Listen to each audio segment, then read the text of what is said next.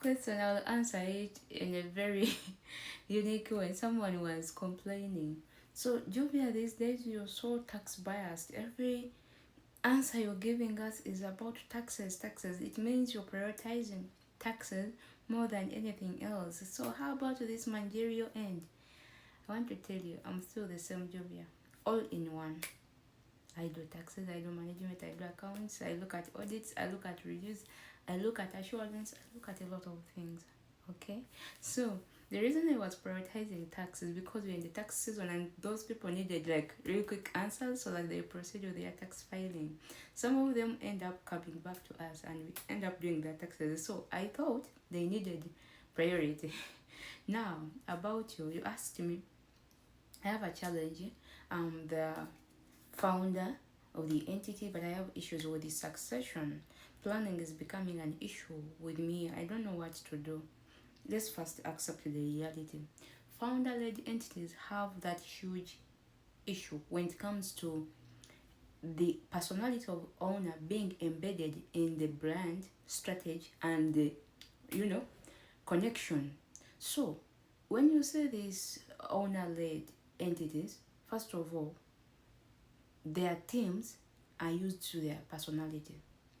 Two, they are usually making boards based, their boardrooms or board members are based on loyalty, not independence. Another thing is usually they tend to be very hardworking and centralized. All the decisions are centralized around them, and the systems are usually informal. So, succession becomes a problem when you want to step down and bring up somebody. Remember the person you're bringing up. Let's think this is your daughter or your son or whatever, because I've seen owner led entities. Usually, the owner has the largest shareholding, meaning is the biggest shareholder, so has this, higher voting rate when it comes to who leads what, meaning you tend to have a bigger opinion, very big decision maker. That means the person you're bringing up next after you should have either similar or better traits than you.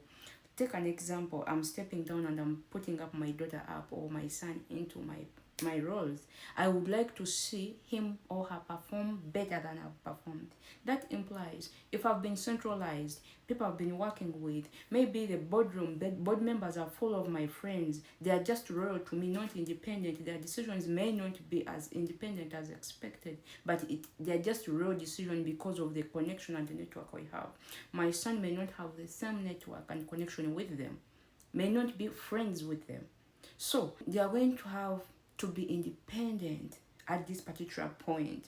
They are going to be, in a position where they have to work with him independently, corporately, not with this royalty basis they had with me. Number two, there is what we call the governance gap. Remember, your workers were royal, were most of the things were informal. Now I'm bringing up someone. So someone is coming up and trying to decentralize. Previously, everything was centralized around me. Everything comes back to me. But this guy comes in and says, look, I need decentralized decision making done on, at every stage by everybody, as long as they have the authority, they're empowered to do that. So that alone decentralizes that team. So many of them will leave. I was just saying that when the management changes, majority leave. Sometimes it becomes a problem. It could be a result of restructuring, but mostly it is a royalty issue. Someone was willing and loved the organization as much as one person is in that position. I've seen this before. I've left an organization some time ago, a few years ago, and my entire team left. I don't know, and I wouldn't want to say, oh, they left because I left, but I know one thing: they left because they see no further defense when I'm not in that role. They automatically knew she was our defense. She had our voice. She had, like, their loyalty and their commitment was more attached to the character than the organization at large. And this is something common. There is this one leader or one manager or one officer in your firm who has done so much, and most of these guys believe in him. They feel like, okay, as long as he's still their leader. But when this person leaves, majority will leave, or they will lose interest, or they will look for jobs somewhere else. This is what we have as a problem, owner-led entities. So this is an interesting topic because it touches me directly and also touches everybody else who is a business owner, who is, who has initiated something, entrepreneurs. How do we deal with the succession and gap issues, cultural shocks? We don't cause, destabilization. How are we going to do this? The thing is, try to detach from your position. I try this as much as I understand.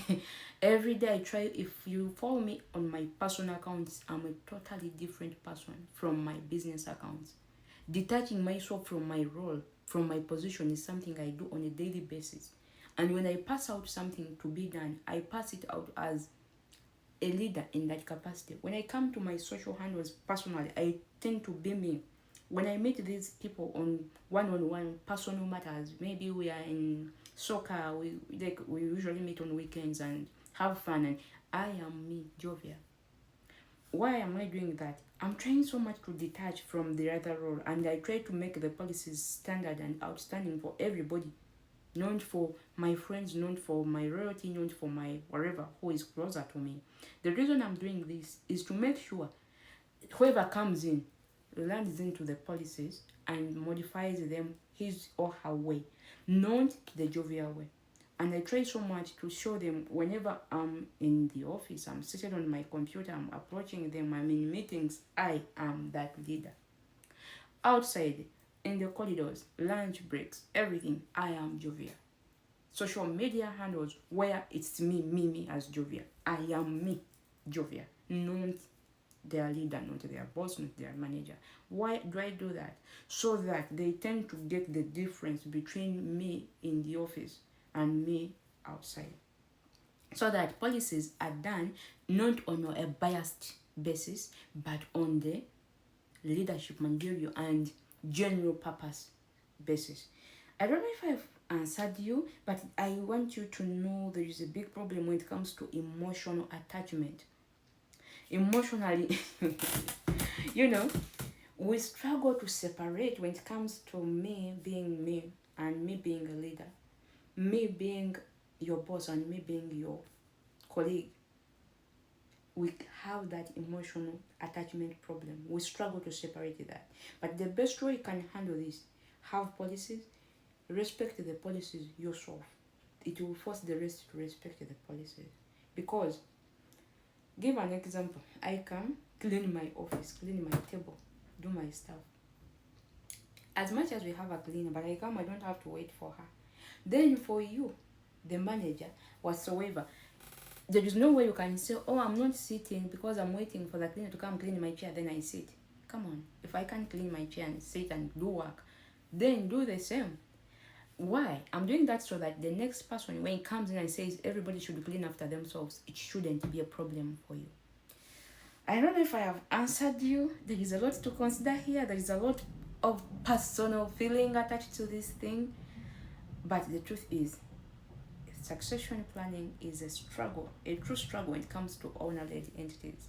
We can expand this discussion one-on-one because this information is general purpose, generic. But when I look at your scenario, we can try to think about it, around it, and how can we best do it so that you don't just vanish, don't just disappear without preparing the minds and the person coming in to know what was happening and what should be expected. Thank you so much. We can have a discussion on Friday about this. Bye-bye.